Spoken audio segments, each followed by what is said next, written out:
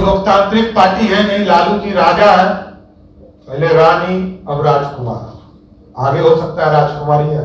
विकास झोला लेके जाते हैं और घोड़ा लेके आते हैं। न्यायालय तय करेगा कि राहुल गांधी जी और उनके परिवार दोषी है कि नहीं। बिहार और देश के लोगों को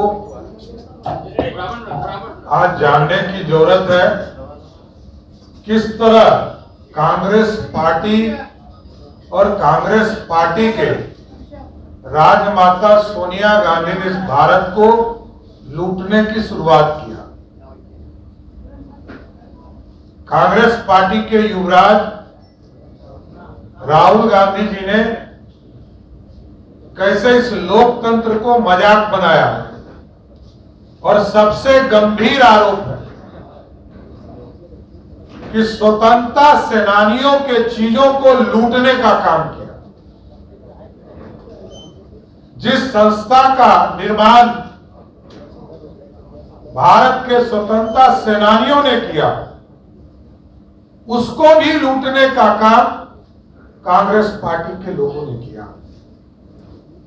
जिस तरह आप जानते हैं कि नेशनल हेराल्ड के माध्यम से 15 अप्रैल को चार्जशीट दाखिल किया गया और चार्जशीट में श्रीमती सोनिया गांधी,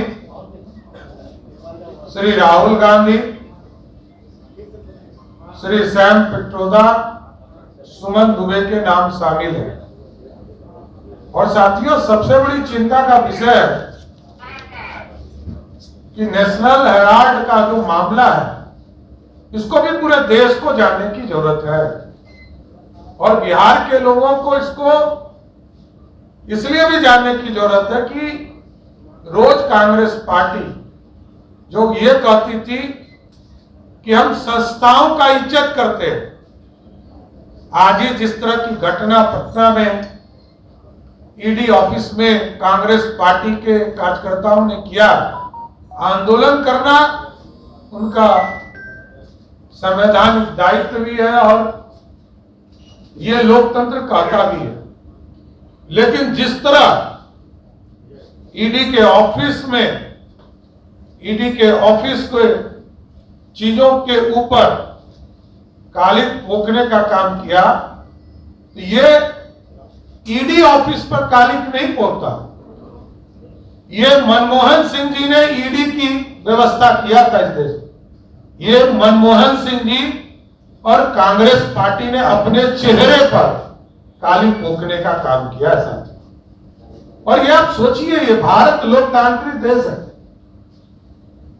इस देश में पंडित नेहरू के साथ ने मिलकर 20 नवंबर 1937 को एसोसिएट जनरल लिमिटेड यानी एजीएल का गठन किया था।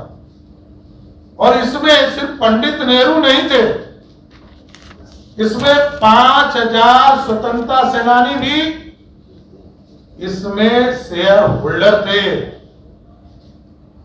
स्वतंत्रता सेनानी में आपको जानकर आश्चर्य होगा कि इसमें वरिष्ठ पूर्व कानून मंत्री शांति भूषण जी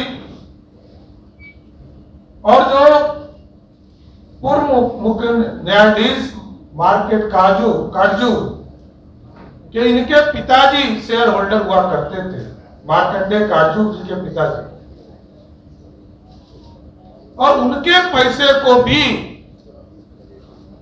कांग्रेस पार्टी के लोगों ने राहुल गांधी जी का परिवार, सोनिया गांधी जी का परिवार कैसे लूटकर अपने जेब में डालने का प्रयास किया। मैं बताना चाहता हूं कि 2010 में सोनिया गांधी और राहुल गांधी जी की एंट्री हुई। 2010 में एजीएल के 1057 शेयर धारक थे। इसी वर्ष 5 लाख रुपए से कांग्रेस ने यंग इंडिया लिमिटेड कंपनी बनाई। इसमें तत्कालीन कांग्रेस पार्टी के महासचिव श्री राहुल गांधी जी डायरेक्टर के रूप में शामिल हुए और कंपनी में 76% हिस्सेदारी राहुल गांधी जी और सोनिया गांधी जी का हुआ। आप सोचिए, हम लोग तो यही फार्मूला खोज रहे हैं। कोई ये फार्मूला बताए कि 5 लाख रुपया खर्चा करो और 500 करोड़ का मालिक बन जाओ। ये ना बिहार के युवराज बताते हैं ना देश के युवराज बताते हैं। आप सोचिए, इस लोकतंत्र का मजाक बनाने का काम कांग्रेस पार्टी के लोगों ने किया है। 2014 में जब आदरणीय प्रधानमंत्री नरेंद्र मोदी जी सत्ता में बैठे तो पूरी तरह ईडी जो कांग्रेस पार्टी ने बनाई, ईडी की व्यवस्था मनमोहन सिंह जी की सरकार ने स्थापित किया और पूरी जांच की प्रक्रिया शुरू की गई। देखिए, स्पष्ट है, एक सेक्टर, रोड सेक्टर का दरवाजा खोलिएगा तो 1 लाख करोड़ रुपया का इन्वेस्टमेंट बिहार में होगा। और मोदी जी, और देखिए तुलना, लोग कहते हैं कि तुलना क्यों करते हैं?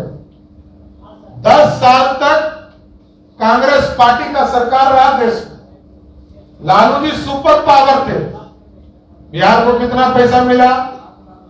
1,93,000 करोड़ रुपया, मतलब 2 लाख करोड़ रुपया भी नहीं। मोदी जी ने सामान्य तौर पर 2014 से लेकर 2024 तक 14 लाख करोड़ रुपया दिया, मतलब 700 टाइम्स अधिक। कल्पना ही नहीं कर सकते।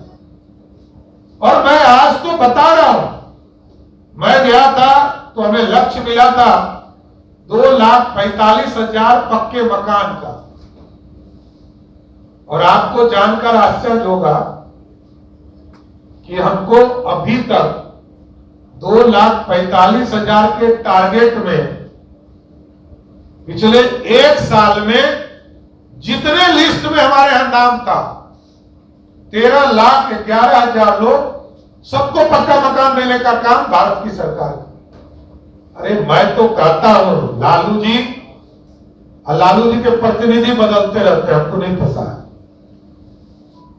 क्योंकि वो लोकतांत्रिक पार्टी है नहीं। लालू जी राजा है, पहले रानी, अब राजकुमार, आगे हो सकता है राजकुमारी है।